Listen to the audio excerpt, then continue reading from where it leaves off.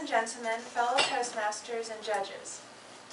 My name is Caitlin Daniel, and I'd like to thank you for your interest in this debate on increasing the number of U.S. visas to foreigners.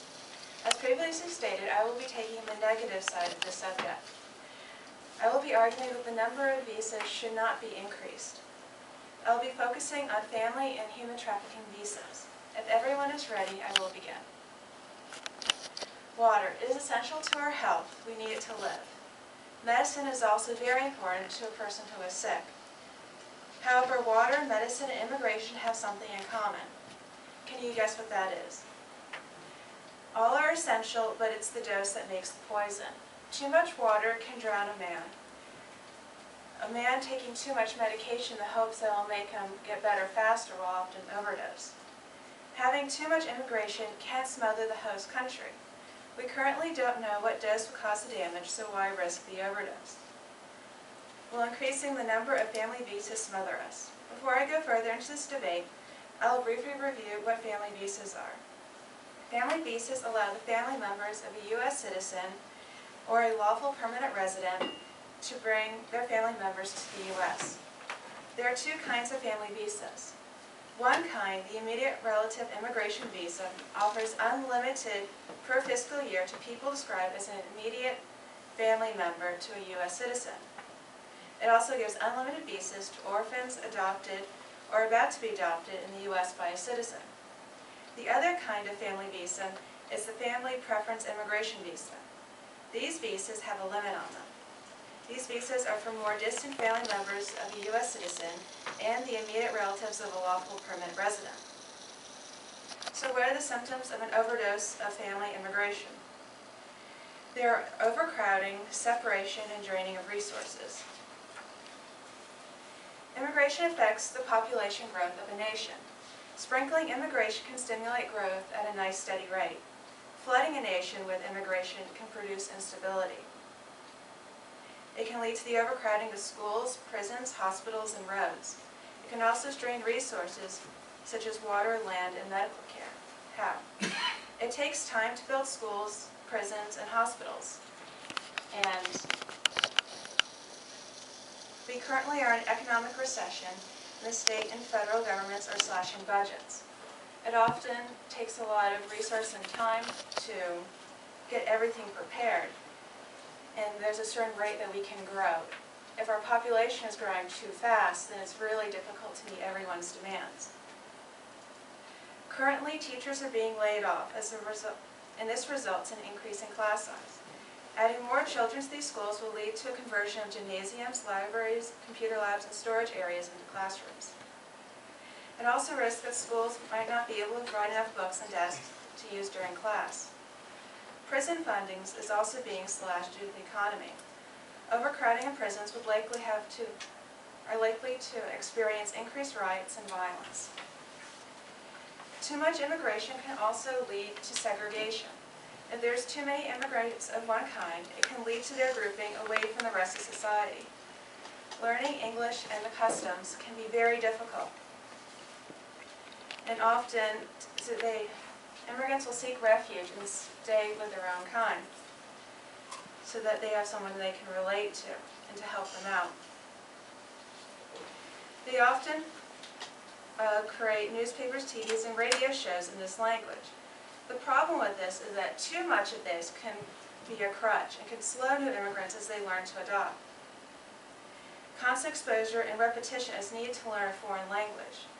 To be slow in learning English denies immigrants of many financial opportunities that are needed. If you can't learn English, or you haven't learned already, you're denied a lot of jobs. And that can make it very difficult to provide for you and your family. The separation of language can also lead to the formation of ghettos. And this can lead to many understandings between natives and the immigrants who may not even speak the same language. Their parallel existence could fuel racism. The segregation will increase alienation, hostilities, racism, political fragmentation, and community unrest. Yet another symptom is resource draining. Usually there are two kinds of immigrants. There are the rich techies and the poor uneducated. If we take the rich techies away from their home countries, we are brain draining that country. Removing the country's brightest people will cripple a country and create even more poverty and starvation, thus increasing the disparity between the rich and poor countries. Both this increasing gap and the beaconing images of wealth in the Western paradise will lure and pull masses of poor immigrants towards richer countries, thus increasing the amount of illegal immigration. And will also fuel the resentment of oceans of poor towards the few elite rich, and may cause a revolt in the future. However, on the other hand, allowing uneducated migrants to come may become a burden on society.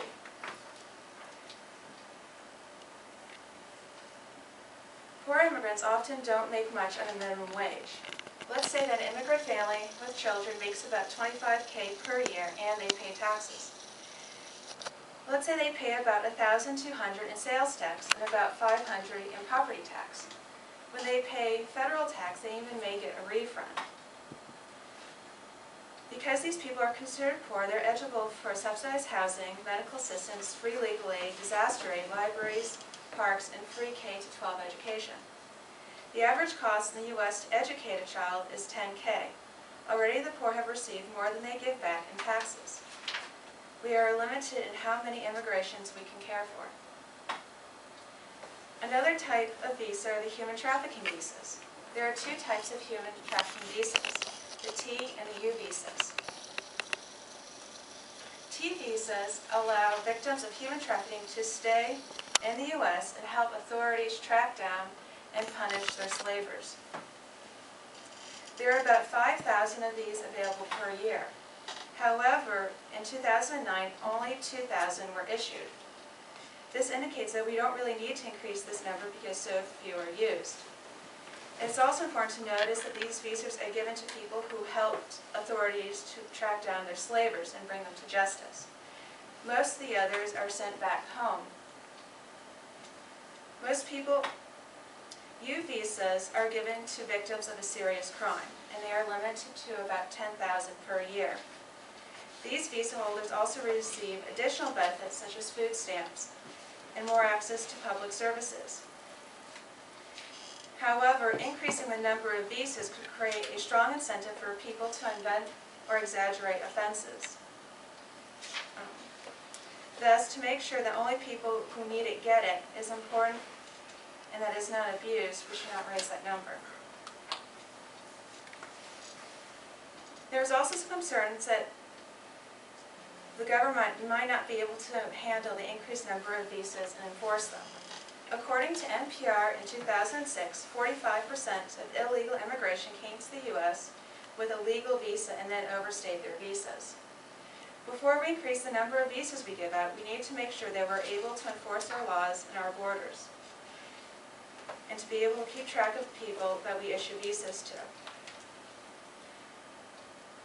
These are people that could be not paying taxes and who are more and can be likely to contribute to crime like human trafficking. In conclusion, increasing the number of visas is very risky because 1, our government does a poor job of keeping track of visas today. 2, it can lead to overcrowding. 3, it can lead to separation in our society. 4, it can drain the U.S. and other countries of resources. 5, more human trafficking are not visas because they are currently not all being used. 6, increasing U visas too much could create incentives to exaggerate or fake offenses. Therefore, increasing the number of visas would seriously increase the risk of overdosing on immigration. I would like to thank you for listening.